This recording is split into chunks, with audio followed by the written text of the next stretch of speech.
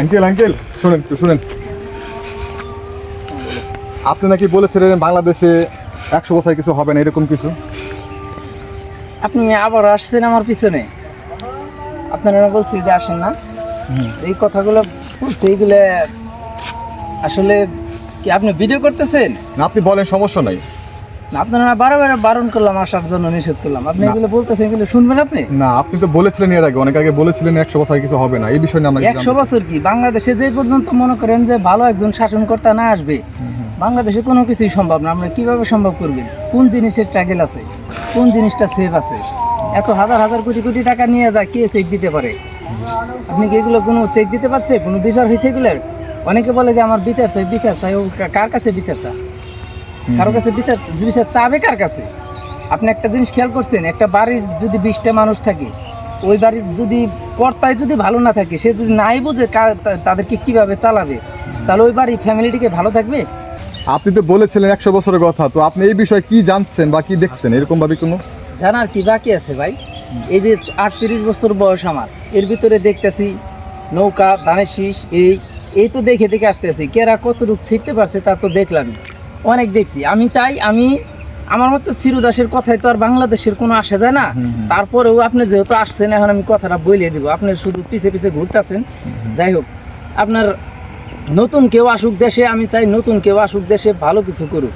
আর যেই পর্যন্ত আপনার ভালো একটা লোক না বসবে গদিতে, ওই পর্যন্ত দেশের কোনো উন্নতি হবে না। আর দেশ শুধু গদিতে বইলেই হবে না, এখন যে বাংলাদেশের প্রত্যেকটা এলাকা, প্রত্যেকটা জায়গা ট্র্যাগেল দিতে হবে।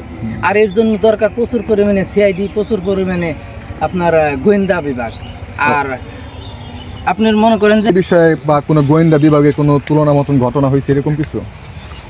না, আসলে বিষয় হলো, আমি স্বাধীন বাংলাদেশের একজন ক্ষুদ্র একজন লোক, সেই হিসেবে আমি আজকে যে কথাগুলো বলবো, হয়তো আমার প্রাণও চলে যেতে পারে, কিন্তু আমি কথাগুলো বলতে চাই মানুষের শুনুক আর ভালো মন্দ বলবে। যেই পর্যন্ত বলছিলাম আপনার, যে একটা দেশ যে চালায়, এরা যা করে, শিক্ষিত লোকেরা যে দেশ চালাইতেছে, তা তো দেখলাম অনেক সুন্দর। এত কোটি কোটি টাকা একজন মানুষ চুরি করে নিয়ে যায়, অথচ এটার কোনো চেক হয় না, কোনো ধরতেই পারে না, কোনো কিছু করতেই পারে না। যেই যাইতেছে, যেই ক্ষমতা পাইতেছে, বাস সুন্দর মতো টাকাগুলো নিয়ে যাইতেছে দেশের। তো এই পরিস্থিতি ঠেকানোর জন্য, মনে করেন যে এই পরিস্থিতি ঠেকাবে এরকম লোকই তো দেখি না বাংলাদেশে। আর এগুলো ঠেকাতে গেলে একমাত্র দরকার হলো, আপনারা মনে করেন যে অফুরন্ত সিআইডি এবং গোয়েন্দা বিভাগ। আর এগুলো ছাড়া এগুলো ঠেকানো সম্ভব না, কারণ আপনার সুযোগ মতো আপনি ভাগে ভাগে করে লয়ে যেতেছেন। বাপের বাড়ির মাল তো যে যেরকম পারতেছে নিতেছে। এগুলো যখন নাকি ঘাটে ঘাটে সিআইডি থাকতো, আপনি তখন 5 কোটি টাকা নেওয়ার সময় চিন্তা করতেন যে আমি যারা ভাগ দিতেছি সেও সিআইডি কিনে সন্দেহ বা ডরাইতেন আপনি। তখন দুধ উৎপাদনের লেগে যে বড় বড় ইগুলো বানাইছে আপনার, ওগুলোর ভিতরে মনে করেন যে 500 কোটি টাকা যদি খরচ হয়ে থাকে, 500 কোটি টাকা যদি খরচ হয়ে থাকে, বিনিয়োগ করে থাকে, তাহলে মনে করেন যে 5000 কোটি টাকা ওদের লিস্টে না দেখায় যে এত কোটি টাকা লাগবে, আর মনে করেন চম্পট কই ওগুলো ইয়েছে, নির্মাণ শেষ হয়েছে, সমাপ্ত হয়েছে, ওগুলো বাংলাদেশে সাকসেস হয়েছে। আসলে বাংলাদেশের যারা শিক্ষিত সমাজ, যারা দেশ চালাইতেছে, তারা আসলে দেশের কোনো ভালোই চায় না। যদি ভালোই চাইতো, তাহলে মনে করেন যে ভালো কিছুই হইতো। আর ভালো মনে করেন যে সম্ভাবনা ওই পর্যন্ত সম্ভব হবে না, যেই পর্যন্ত একজন ভালো লোক বসবে আর প্রত্যেকটা মানুষের খবর রাখতে পারবে, প্রত্যেকটা এলাকার খবর রাখতে পারবে, এবং কি কোনো জায়গায় কোনো দুর্নীতি হইলে লগে লগে সেটার ব্যবস্থা করতে পারবে। একটা মানুষ মাইরে ফেলান বর্তমান, কোনো সমস্যা নাই, দেখা গেছে যে মানে বলতে গেলে সমস্যা, তাই না? বাংলাদেশে একটা নিয়ম হলো যে মানে রাত্রে পেট বাজাইলে সমস্যা নাই, কিন্তু দিনে সেটা বললে সমস্যা। এটি হলো বাংলাদেশের একটা আর এর একটা কারণে হলো চেক দেওয়ার কোনো লোক নাই। আর ভালোর চেয়ে খারাপের জোরটা বড়। তো কথাই তো বলতে দেওয়া যাইতেছে না। এই যে আমি যে এখন কথাগুলো আপনার বলতেছি, এই কথাগুলো আওয়ামী লীগ থাকার সময় যদি বলতাম, এতক্ষণ আমার গলাটা এক টুকরা কাইটে ফেলাই দিত। ঠিক এরকম বাংলাদেশের তো মাঝে মধ্যে মনে হয় কি আমার, জানেন, আসলে আমি বাংলাদেশে জন্মাইছি, বাংলাদেশে বড় হয়েছি, আমি কি এই বিষয়ে গর্ববোধ করব নাকি কানবো, আমি নিজেও বুঝি না। মাঝে মাঝে এরকম মনে হয়। আর আরেকটা বিষয় হলো, এই যে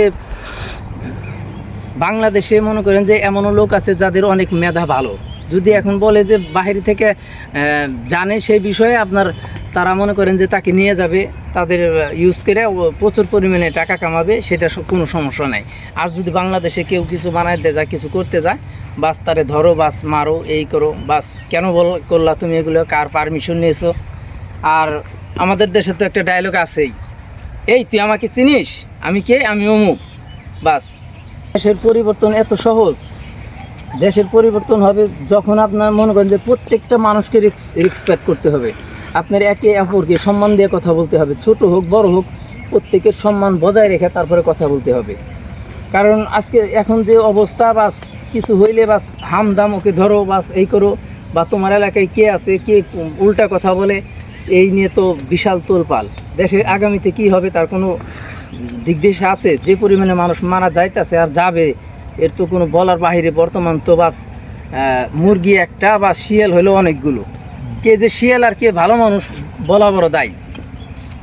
যদি সত্য, বরিশালে একটা উস্তাদ বলছিল আমার যে বেড়া সত্য কথায় মানে বাজার, আসলে সত্য কথায় মানে বাজার। আর যদি সত্য বলি, সত্য কই, তাহলে নদীতে পড়বে মই।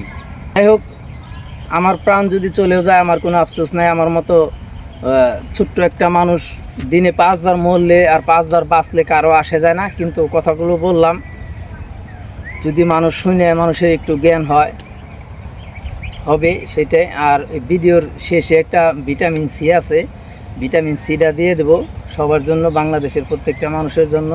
হয়তো ভিটামিন সি এর কারণে কারো মন দিল একটু ভালো হইতে পারে, দেশে একতাবোধ ফিরে আসতে পারে, মানুষ এমন একজনকে দায়িত্ব দিতে পারে যে ব্যক্তি সকলের খেয়াল রাখতে পারবে, এরকম একটা কিছু আশা করি আর কি।